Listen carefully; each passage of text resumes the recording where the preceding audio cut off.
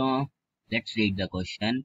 Which of the following statement about H3BO3 is not correct?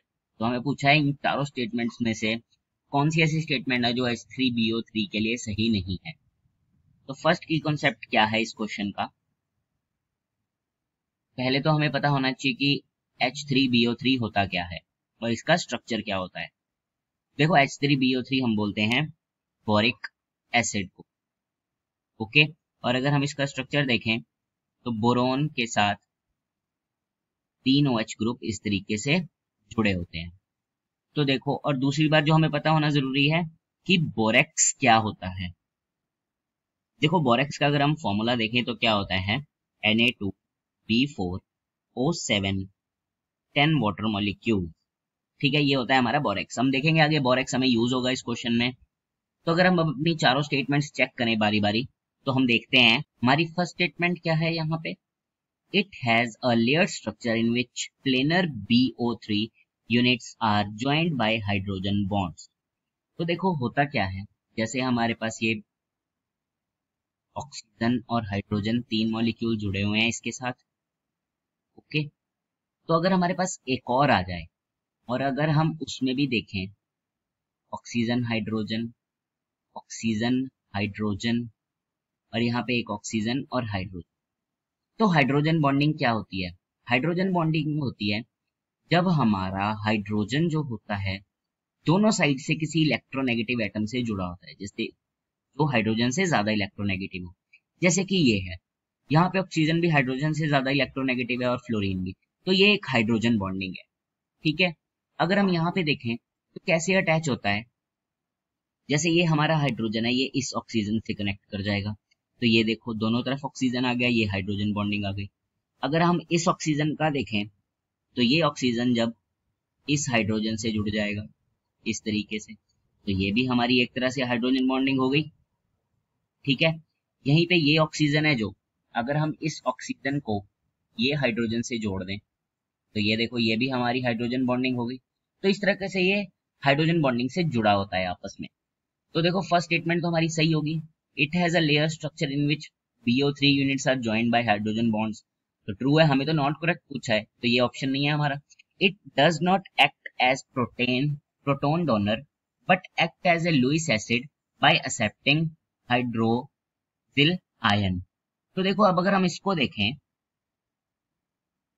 हमारी reaction क्या होती है, BOH3, ये हम बोरिक एसिड ही लिख रहे हैं, चाहे हम इसको ऐसे लिख लें या फिर हमें जैसे क्वेश्चन में दिया है H3BO3 वैसे लिख लें, एक ही बात। तो जब हम इसकी रिएक्शन करते हैं, इसमें एक OH नेगेटिव आयन डालते हैं तो ये क्या करता है, ये इस तरीके से बन जाता है OH4 नेगेटिव, ठीक है। या फिर हम इसको इस तरीके से भी लिख सकते हैं OH एंड, ठीक है। तो इसमें तो इन्होंने यही पूछा है हमें कि it does not act as proton donor but act as a Lewis acid by accepting hydroxyl ion. तो यहाँ पे देखो ये हाइड्रोक्सिल आयन को एक्सेप्ट कर रहा है, पर ये क्यों कर रहा है, क्योंकि क्या होता है जो हमारा बोरोन होता है उसमें क्या होता है 3 वैलेंस इलेक्ट्रॉन होते हैं, तो 3 तो ये ऑक्सीजन के साथ बॉन्ड बना रहा है लेकिन फिर भी इसका ऑक्टेट तो कंप्लीट नहीं है। हम देखें अगर 6 इलेक्ट्रॉन्स हैं तो ऑक्टेट तो कंप्लीट नहीं है, 8 इलेक्ट्रॉन्स चाहिए होते हैं। तो ये अपना ऑक्टेट कंप्लीट करने के लिए हाइड्रोक्सिल आयन को एक्सेप्ट कर लेता है और अपना ऑक्टेट कंप्लीट करके ये स्टेबल होता है, ठीक है। तो सेकंड ऑप्शन भी ठीक हुआ, तो इसका मतलब ये भी हमारा आंसर नहीं है क्योंकि हमें तो नॉट करेक्ट पूछा है ना। It is a strong tribasic acid. अब देखो ट्राइबेसिक एसिड ये क्यों नहीं है, देखो ट्राइबेसिक एसिड का मतलब क्या होता है, जिसके पास 3 हाइड्रोजन आयन हो डोनेट करने के लिए इन एसिड बेस रिएक्शन। इसके पास 3 हाइड्रोजन एटम्स तो हैं लेकिन इसका खुद का ऑक्टेट कंप्लीट नहीं होता बोरोन का, इसलिए ये पहले एक्सेप्ट करना ज्यादा प्रेफर करता है और अपना ऑक्टेट कंप्लीट करना प्रेफर करता है, तो इसको हम एक तरह से ट्राइबेसिक एसिड नहीं बोलते। तो ये हमारा नॉट करेक्ट हो गया। तो ऑप्शन नंबर 3 हमारा एक तरह से आंसर हो गया, ऑप्शन 3 आंसर हो गया। पर अगर अब हम फोर्थ ऑप्शन भी चेक करें, it is prepared by acidifying an aqueous solution of borax. अब देखो बोरेक्स हमने देखा था क्या होता है इसका फॉर्मूला, तो अगर हम बनाए यहाँ पे कि बोरेक्स से ये क्या रिएक्शन देगा, तो देखो पहले हम लिखते हैं बोरेक्स Na2B4O7 एंड 10H2O।